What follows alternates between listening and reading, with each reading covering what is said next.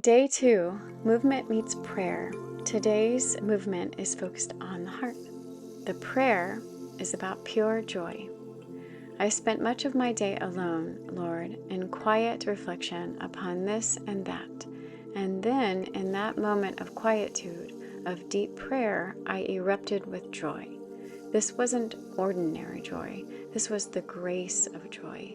I felt joyous for no particular reason, not because something happened or because I had just received good news.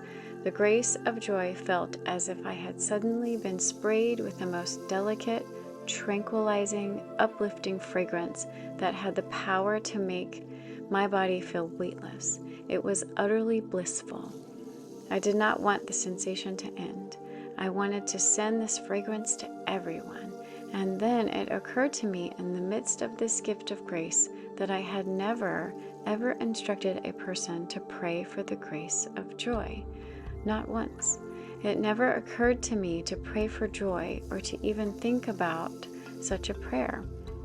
But in the midst of that wonder, and now as I dwell in the reality of that grace, I realize, what was I thinking?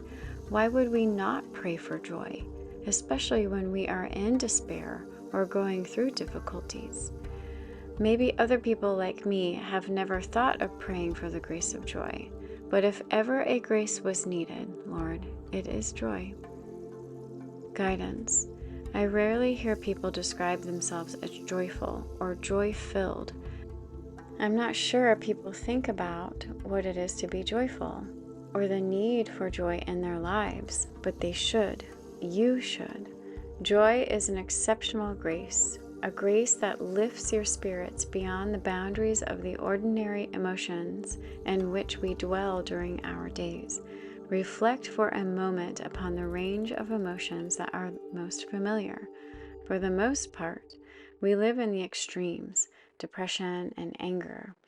For the most part, we live in the extremes, depression and anger on the one end, or excitement and romantic love on the other. Neutral is calm, which means no active crisis at the moment. But living in joy, it's not on most people's radar. Joyfulness does not require a reason or another person or romance in order to exist. You can nurture joyfulness in any circumstance simply because you choose to experience life through the grace of joy. It might be hard to imagine how a person could feel joyful while experiencing difficulty or tragedy. Joyfulness is not like light-hearted happiness or party time.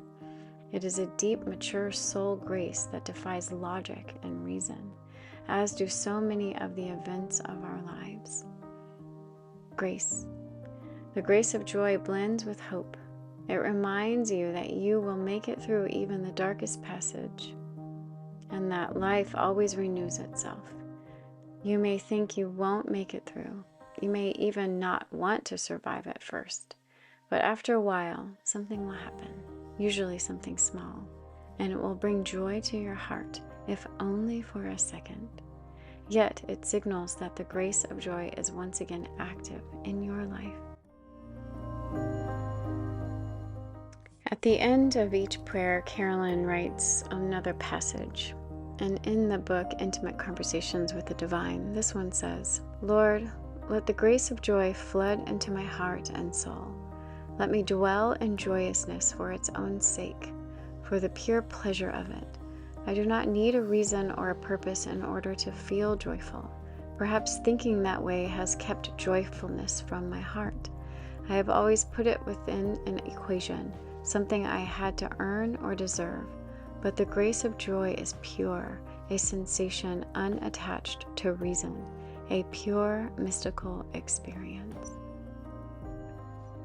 Thank you so much for being here for day 2. Stay tuned for more coming up. There is about 3 or so more minutes of this practice, and I hope that you practice and listen and read and savor again and again all these beautiful words to learn from and to live by. Thanks for subscribing. Keep practicing. So grateful. See you soon.